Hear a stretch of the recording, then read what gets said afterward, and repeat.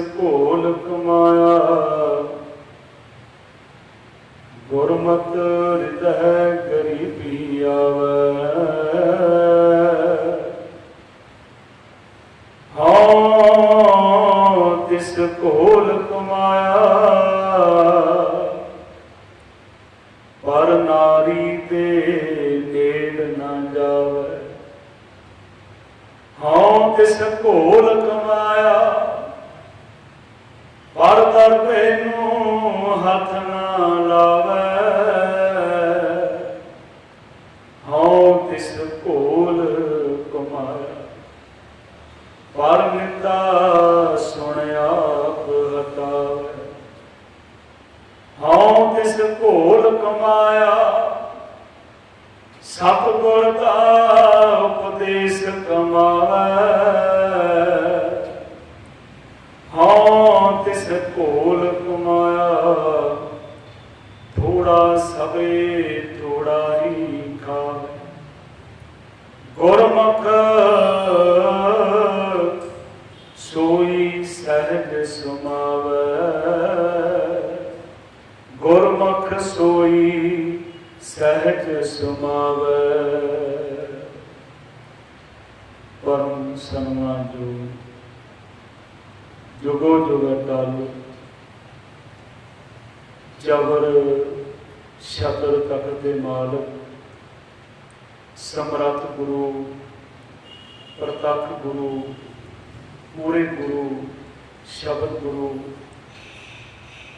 साहब श्री गुरु ग्रंथ साहिब जी महाराज जी के पावन पवित्र मुबारक गुरु शब्दी चरणों में सुभायमान हो गए। फेसबुक के राही अपने अपने साधना नाल गुरु चरणों में इस वक्त जुड़ बैठे हो। और सबको पहला गुरु बख्शी फतेह प्रवान करो। सारे आपको जी वाहिगुरू जी का खालसा, वाहिगुरू जी की फतेह। गुरु प्यारे हो, पिछले ऐतवार भाई गुरदास साहब जी की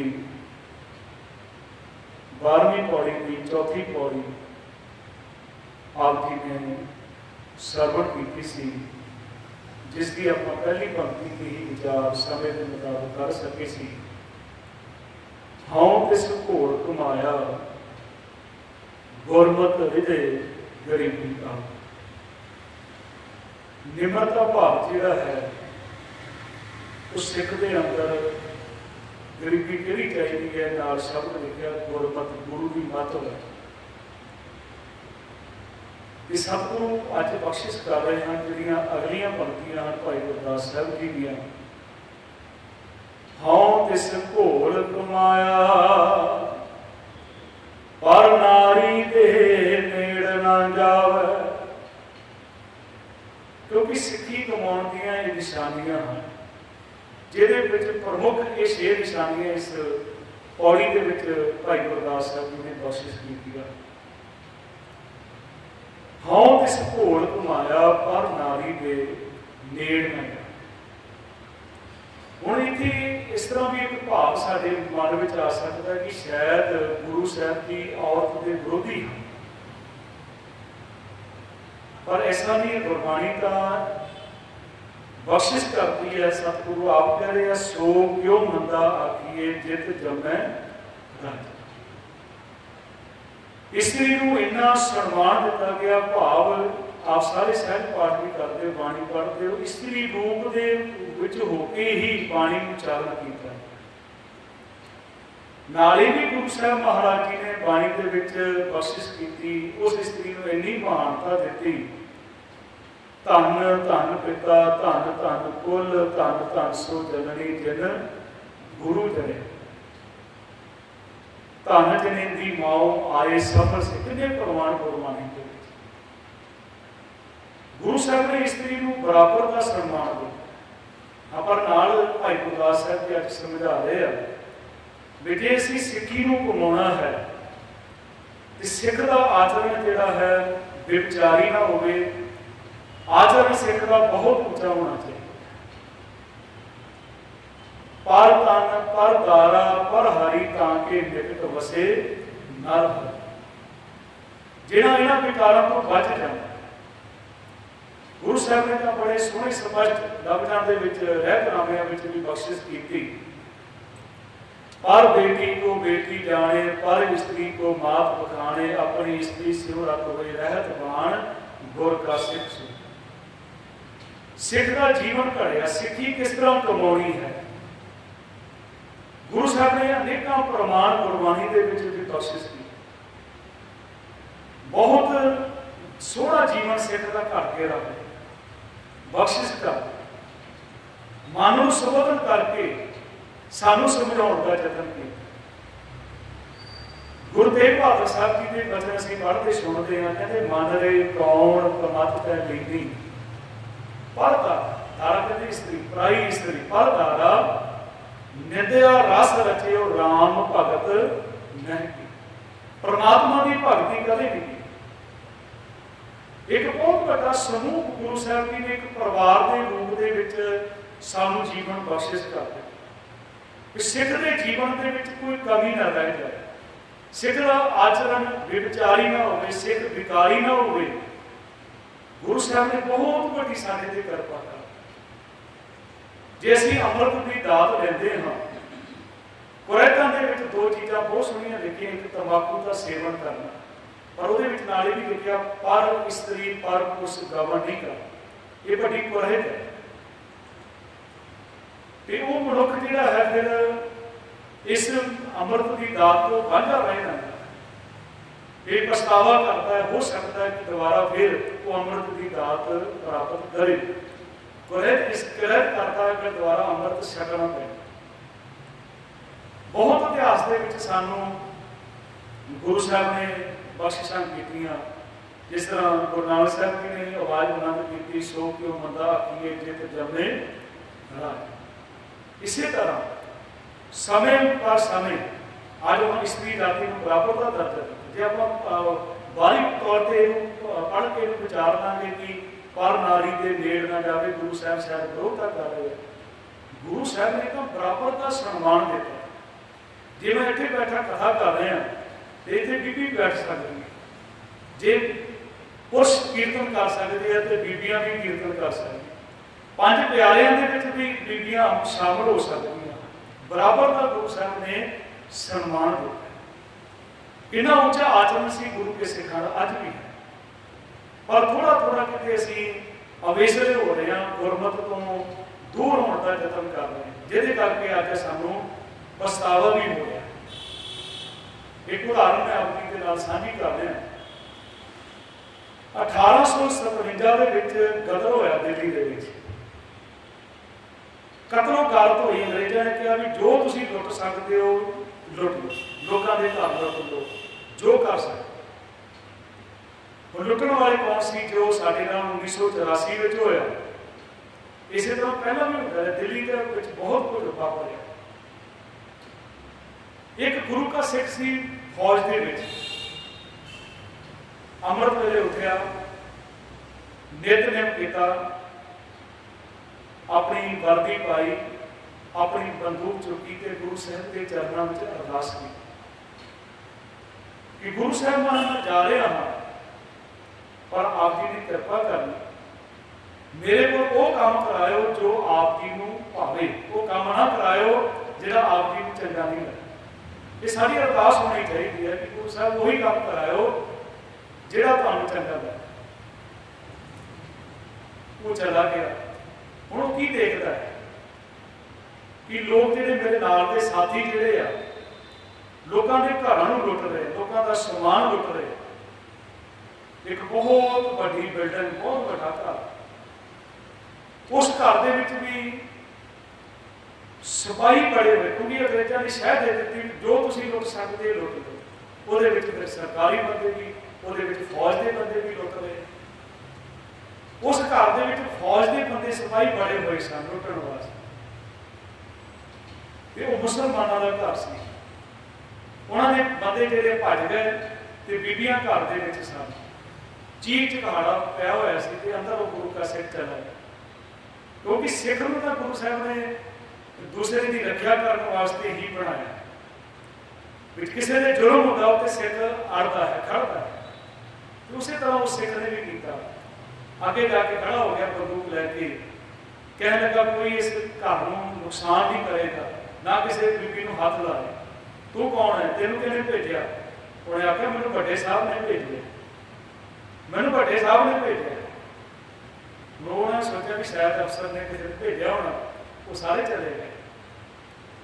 तो उस घर की एक बजुर्ग औरत आई, उन्हें आख्या गुरु के सिखा तेन सिक्खी का वास्ता है, ये जिन्हें तक ये ठंडा नहीं होता माहौल, तू साड़ी रखा करे, तेन सिक्खी का वास्ता। वो सिख ने आख्या, कहने लगा हो सकता सी मैं इथों चला जाता, पर तू एड़ा लफ्ज कहा ना तेन सिक्खी का वास्ता है, तो मैं हुण अपनी जान भी दे देंगा, पर तुहानूं कुछ नहीं होण दिया, तुसीं हुण बेफिक्र हो जाओ, मैं तुहाडे पैरे ते बैठ खड़ा। वो संतुष्ट हो गए। एक दो दिन होए उत्थे ही रहा गुरु पासे, है मिलिटरी दे विच सी। ते जिस वेले 2 दिन बाद माहौल शांत हो गया, घर के जिहड़े पुरुष सन वापस आ गए, अंदर चले गए। तो सोचा भी सिपाही खड़ा, कोई ड्यूटी पे खड़ा है। उन्होंने औरतों ने कहा, मुसलमान परिवार से कह लगे जी असीं बचे हाँ, जे साडी इज्जत बची है इस सिख के करके बची। बहुत बड़ा परिवार से, बहुत बड़ा उन्होंने घर से, बड़ा कारोबार से। उस समय के विच कहते हैं वो थाली के विच बहुत पैसा और सोना चांदी रख के उसका शुकराना करने वास्ते परिवार सारा खड़ा हो। उस सिख ने आख्या, कहने लगा बीबी माता तेन मैं उधर भी कहा तू सिक्खी का वास्ता देता है, मैं सिक्खी बेचने वास्ते नहीं खड़ा, मैं गुरु का हुक्म मनने वास्ते खड़ा। तो गुरु ने आख्या कि किसी के उपर जुल्म होता तो उत्ते सिख ने खड़ा होना है, मैनू ये नहीं चाहिए कुछ। उन्होंने बहुत धन्यवाद किया, शुकराना किया। कि हुण माहौल ठंडा हो गया, वो घर चले गए। वो पिंड के होर भी जिहड़े उहदे साथी सन मिलिटरी दे विच सन, क्योंकि वो आ चुके सन घर से, बड़ा समान लैके आए, लोगों का लुट लुट के ले आए। उन्होंने सारे परिवार उन्होंने खुश सन। यदी माँ भी उड़ीकती सी कि मेरा बच्चा आएगा तो बहुत समान लुट के ले आया होगा, भी समान ले खाली आता आ गया और तनख्वाह भी नहीं लैके आया, नौकरी छड्ड के आ गया। बड़ा गुस्सा हुई माँ, कहने लगी तेनू अकल नहीं है, ते कितना लोग समान लुट के ले आए, तू तो तनख्वाह भी छड्ड के आ गया। तो कहने लगा माँ वो समान लैके आया, मैं गुरु गोबिंद सिंह की सिक्खी लैके आया, मैं सिक्खी को कमाया, उन्होंने पैसा कमा लिया, समान लुट के ले आया, मैं सिक्खी लैके आया। कहती घरों निकल गया, घरों चले गए। उस महान पुरुष का नाम से संत बाबा करम सिंह जी होती मरदान वाले, बड़िया किताबां उन्होंने इतिहास उन्होंने जो उन्होंने जीवन कमाया। ऐसे ऐसे जीवन सन ते ना सिख नूं सिक्खी कमाउणी आ। ते भाई गुरदास कहते हैं हौं तिस घोल कमाया पर नारी दे नेड़ ना जाए। बहुत ऊंचा आचरण बनाया, पर बेटी को बेटी जाने, पर स्त्री को मात बखाने, अपनी स्त्री से व्रत होए रहत बाण गुर का सिख सो। बड़ा सोहना ऊंचा आचरण सिख का बनाया। और सिख रहत मर्यादा में लिखिया भी एक स्त्री के होंदियां दूसरी स्त्री नहीं रखनी। हाँ कोई काल बस हो जाए तो सिख दूसरा ब्याह करा सकता, सिख भी दूसरा ब्याह करा सकती है, पर एक दे होंदियां दूसरा नहीं। कितना सोहना आचरण बनाया। तो फिर अगे कहते भाई गुरदास हौं तिस घोल कमाया पर दरबे नूं हाथ ना लावे। दरब कहते हैं पैसा, धन दौलत, पराई इमानत जिहड़ी है उहदे विच खियानत नहीं करनी, पराई इमानत दे विच खियानत नहीं करनी, अपनी मेहनत करनी है, अपनी ईमानदारी के नाल। जिस तरह बाबा करम सिंह ने किया, लिया बहुत कुछ लिया सकता सी पर पराया धन नहीं ले। ईमानदारी जी है वो सिख नूं गुरु साहब महाराज ने बख्शिश की। कितनियां उदाहरणा इतिहास में लोग लुटते सन, लुट के लै जाते सन, पर गुरु के सिखा ने जिहड़े लुट के लै जाते सी उन्हां दा भी समान उन्हां नूं वापस करा दिंदे सन। उन्हां दीयां इज्जतां जिहड़ियां सी बचाउंदे सन। भावें माफ करना अखान बन गया सिखां दे नाल भी, सिखां दे 12 बज गए, पर उन्होंने जे पुछो भाई तो उन्होंने पता काहदे वास्ते सिखां दे 12 बज गए। ਜਿਹੜੇ लोग अज सिखां नूं कहंदे आ ना, उन्हां दीआं बहु बेटियां नूं इत्थों चुक के लै जांदे सी जालम, ते उन्हां दीआं बहु बेटियां नूं अद्धी रात नूं हमला करना 12 बजे, ते उन्हां दीआं बहु बेटियां नूं बचाउणा, उन्हां दे घरां विच पहुंचाउणा। एडा वड्डा इतिहास है। हरि सिंह नलवे के समय के घटना घटी सी, कोई हिंदू परिवार के विचों ब्याह के लिया रहे सन जोड़ा, तो उन्होंने लुट लिया, तो हुण वो फरियाद करने वास्ते श्री अकाल तख्त साहब से आए, तो वो जथेदार साहब ने सिखां नूं भेजिया, उन्होंने पठाणा नूं पकड़िया गया, पुछया गया, तो उस ब्राह्मण परिवार को पूछा भी तुसी किन्ने बंदे सी, कहते असीं 50। वो कहते सन, कहते 5 पठान, कहते वो 5 ते तुसी 50। वो कहते कि उन्होंने को हथियार सी, असीं तां मूर्तियां सी, असीं 50 भी किसी काम के साडे कोल हथियार ही कोई, किसी 5 जाने लुट के लै गए। तो जिस वे वापस लैके आए ना सिख, उस बच्चे को वापस लैके आए, कहते कि जाओ बेटा तुहाडे माता पिता तुहाडा परिवार खड़ा, कहते नहीं साडा पिता तू ही है जिहने साडी इज्जत बचाई। बच्चे ने अमृत छकिया, बच्चे ने अमृत छकिया, सिक्खी नूं धारण की। सिख दा जीवन बहुत उच्चा कोर्स है, ते अपना सब कुछ लुट जाता सी, सारा कुछ लुटा के भी दूसरे का फायदा करना सिखां का इतिहास है। हुण गुरु कलगीधर पातशाह ने कितनियां जंगां लड़ियां, पर 1 इंच जमीन से कब्जा नहीं की, ते जो अपना सी वो भी सतगुरु महाराज जी ने दुनिया के विच बंद दिता। इत्थों तक अपना परिवार, अपने पुत्र, अपना पिता, अपनी माता, अपने साहिबजादे सारा कुछ दूसरे का ये तो कोई सोच ही नहीं सकता कि सिख जिहड़ा है दूसरे की इमानत नूं हथ लाए। तो ये सिक्खी कमाउण दीआं निशानियां हैं। भाई गुरदास साहब दसदे, हाँ तिस घोल कमाया पर दर्दे नूं हथ ना लावे, हाँ तिस घोल कमाया पर निंदा सुण आप हटावे। ये भी बहुत बड़ा औगण है जीवन के। सतगुरु कृपा करते हैं, बख्शिश करते हैं जीवन के ये औगण तो सिख ने छुटकारा पाना है। खालसा सो जो निंदा त्यागे। हाँ एक मैं जरूर बेनती करना, असी हरेक गल नूं जे कोई सच भी बोलता असीं कहने कि बंदा बड़ा निंदा करता है। फुल्लां नूं फुल देना कोई उस्तत नहीं है, कंढियां नूं फुल देना वो झूठी उस्तत है। फुल्लां नूं कंढे कही जाना ये बिना मतलब भी निंदा है। जो सच है सच नूं सच करो। हाँ जिथे हुण बिना मतलब तो कोई गल कर रहा उत्थे अपने आप को हटा लेना बहुत जरूरी है। हाँ तिस घोल कमाया पर निंदा सुन आप हटा। हुण जिहड़े मूँह ते गल करते हैं कोई निंदा थोड़े, तो वही परिभाषा को भी समझण की बहुत चंगी तरह जरूरत है। जे असीं अपने बच्चों को समझाते हैं, बच्चों को झिड़कते हैं, कोई निंदा थोड़े है। उन्होंने सही मार्ग पर पाने वास्ते बंदा गल करे। हुण बखरी गल कोई होर पासे नूं लै जाए, होर चीज़ नूं लै जाए, तो वो हुण कोई करता तो गुरु साहब महाराज ने बहुत चंगी गल, वो साडे औगण दसदा है, सानूं सुधरन का मौका देता है। तो भाई गुरदास साहब ने सिक्खी कमाउणी है। हाँ कोई बिना मतलब तो फुल्लां नूं कंढे कही जा रहा उतों अपने आप को हटाओ। हाँ तिस घोल कमाया पर निंदा सुन आप हटावे। हाँ तिस घोल कमाया सतगुर दा उपदेश कमावे। कहते मैं उतों बलिहार जाना हाँ, सदके जाना हाँ जो सतगुर जी के उपदेश को कमाते। जिस तरह आप जी के ऊपर कृपा है, गुरु की संगत करके सतगुरु महाराज ने कृपा की है। इतने तो जीवन साडा घड़िया जाना है संगत के बैठ। बड़ भागी हर संगत पावे, भागहीन भ्रम चोटां खावे। बिन भागा सत संग न लभे, बिन संगत मैल भरी जे।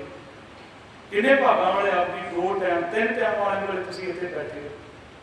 किन्नी कृपा गुरु महाराज बख्शिश करता है, जीवन के विच रहमत करता है। ये स्कूल है साडा, इत्थों असीं सिखना है।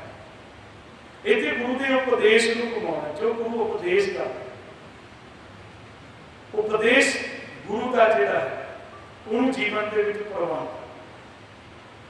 गुरु साहब फिर कृपा करते हैं, असीं जिस वेले बाणी पढ़ते हैं वो उपदेश को सुना के की होएगा, कहते पूरे गुर का सुन उपदेश पार ब्रह्म निकट कर पे। गुरु का यह उपदेश है कि रब दूर नहीं है, रब का तेरे हृदय घर के विच बस, परमात्मा दूर नहीं है, परमात्मा तेरे हृदय घर के विच। सतगुरु का उपदेश है भी जिहड़ा गुरु का सिख है वो अमृत वेले की संभाल कर। गुर सतगुर का जो सिख अखाए सो भल के उठ हर नाम ध्यावे। हुण इत्थे हुण होर क्लीयर कर दिता गुरु साहब ने, हुण भल के पंजाबी विच कल नूं भी कह दिंदा, कल जिहड़ा होना ना भल के, ये भल के काम करना। भल के किहनूं कहा? अमृत वेले नूं भल के आखे। अगे अगली लाइन विच पंक्ति में स्पष्ट कर दिता, गुर सतगुर का जो सिख खाए सो भल के उठ हर नाम ध्यावे। उदम करे भल के प्रवाती। केड़ा भल के प्रवात? अमृत वेला। उदम करे भल के प्रवाती, स्नान करे अमृत सन। फिर की करना है? फिर चढ़े दिवस गुरबाणी गावे, बहदिया उठदिया हर नाम ते। गुरु के उपदेश को जीवन के गुरु पातशाह कहते हैं बहुत इस घोल कमाया सतगुर का उपदेश कमाया। सतगुरु का उपदेश है कि प्रथम रहत के जान खंडे की और से, ये गुरु का उपदेश है। गुरु का उपदेश है बाणी को पढ़, बाणी को विचार, बाणी के मुताबिक अपने जीवन को ढालने का यत्न कर। ये गुरु का उपदेश है। तो गुरु के उपदेश को जिस वेले कमाने आ तो जीवन के विच बहुत बड़ी जिहड़ी आ वो तब्दीली साडे जीवन के विच आ जाती।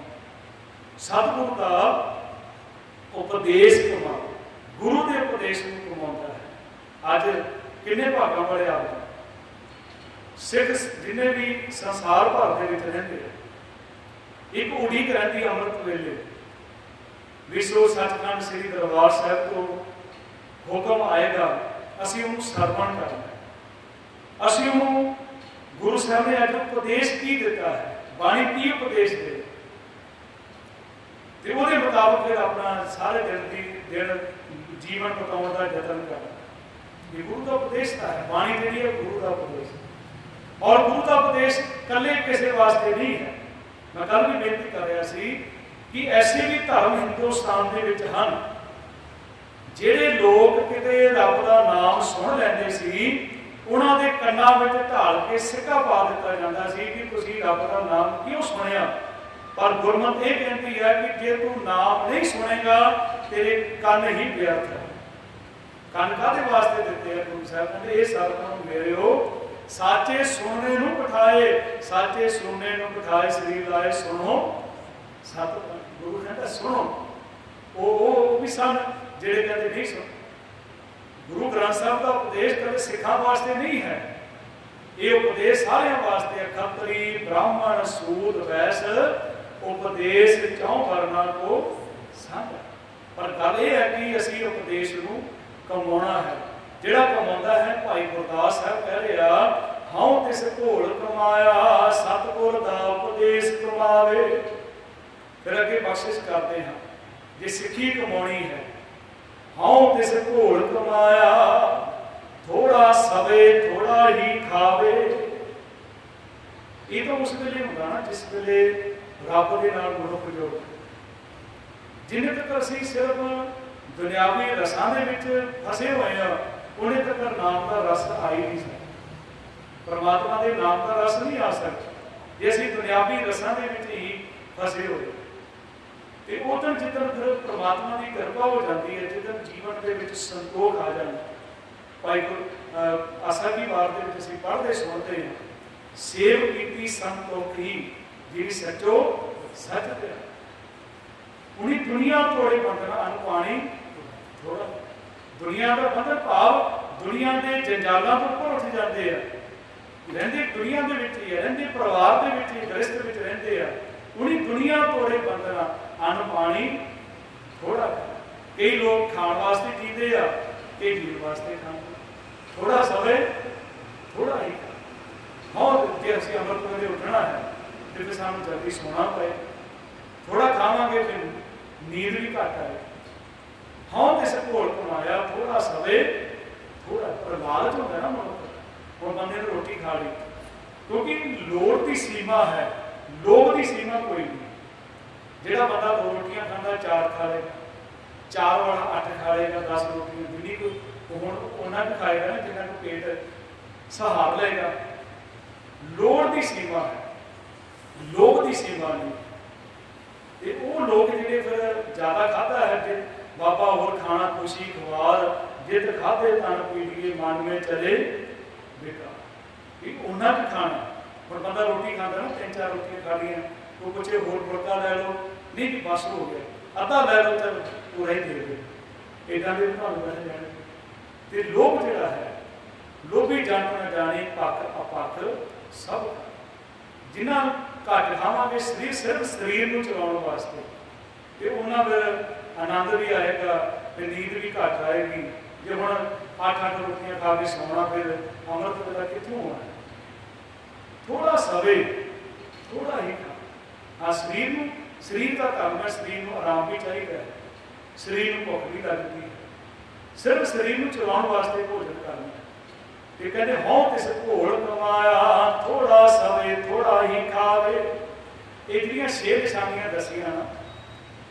पहली निशानी सी गुरमत रिधे गरीबी आवे, पर नारी ते मेल न जावे, पर दरबे नूं हथ न लावे, पर निंदा सुन आप हटावे, सतगुर का उपदेश कमावे, हों तिस घोल कमाया थोड़ा सवे थोड़ा ही खावे। 6 प्रमुख निशानियां दस के आख्या कहते गुरमुख सोई सहज समावे। सहज कहते आत्मक अडोलता दे विच उलीन वही हो सकता है, वही गुरु के सन्मुख हो सकता है, आत्मक अडोलता के विच होंदा जिहड़ा इन्हां गुरु के उपदेशां नूं जीवन के विच कमाउंदा है। ते फिर गुरु आप उहदे जीवन के विच बख्शिश कर दिंदे आ, आप रहमत कर दिंदे आ, क्योंकि सारी चीज़ हुंदियां होइआं भी सिख जिहड़ा है निमरता भाव के विच रहिंदा है। जो पहली पंक्ति की गुरमत रिधे गरीबी आवे, गरीबी हिरदे की होनी चाहिए है, पर अंदर भी इदां की गरीबी होनी चाहिए जिहड़ी गुरु की मत वाली। गुरमत रिधे गरीबी, गुरु की मत वाली गरीबी, जे दिखाउण वास्ते नहीं। हुण तुहानूं कई बंदे मिलण के झुकणगे, इदां मत्था टेकण के इत्थे मत्था टेकिआ, इत्थे टेकिआ, उत्थे टेकिआ, उत्थे टेकिआ, बाहर टेकिआ, कोई इदां लगे कि बहुत मत्थे टेकदा, पर गुरु साहिब कहंदे अपराधी दूना निभ जो हंता मिलदा। तो तैनूं निभण मनण तेरा नाम, तेनूं निभना ही तेनूं मनण की गल है। जे असीं मनते नहीं हाँ, निभते हाँ, शरीर झुकाया है, शरीर झुकाउंदे एक दिन समझ आ जाए कि अंदरों भी झुकना है। तो बड़ी वड्डी बख्शिश जिहड़ी है वो सतगुरु के जीवन के विच बन जाती है। तो अरदास करनी कि गुरु साहब महाराज तुसीं कृपा करनी है, तुसीं बख्शिश करनी है। तो गुरु पातशाह महाराज ने सानू उद्यम देना है, उद्यम तो बिना कुछ नहीं हो सकता भी आप कमजोर की कृपा हो जाएगी, ये काम कर लाँगे, कृपा होगी आ काम कर लाँगे, पर वही रहमत जी है, बख्शिश जी है वो सानू जीवन के कमानी पैगी। पर वो आशीर्वाद जो भी करते हैं वो कृपा तो बिना नहीं हो सकता, पर अपना उद्यम जोड़ा है अरदास जी है वो सतगुरु के चरणों में करनी है। आप जी ने इनिया बेनतियां प्रवान करनिया। सरदार कुलतार सिंह जी, सरदार सरबजीत सिंह जी दिल्ली वाले, उन्होंने मैं बहुत धन्यवादी हैं जिन्हों के उपराले सदका आप जी गुरमत विचारों के नाल जुड़े हो। गुरु साहब कृपा कर इसी तरह सारिਆਂ ਨੂੰ चढ़दियां कलां बख्शिश कर, होइयां भुलां दी क्षमा बख्शणी। बुलाओ फतेह। वाहिगुरू जी का खालसा, वाहिगुरू जी की फतेह।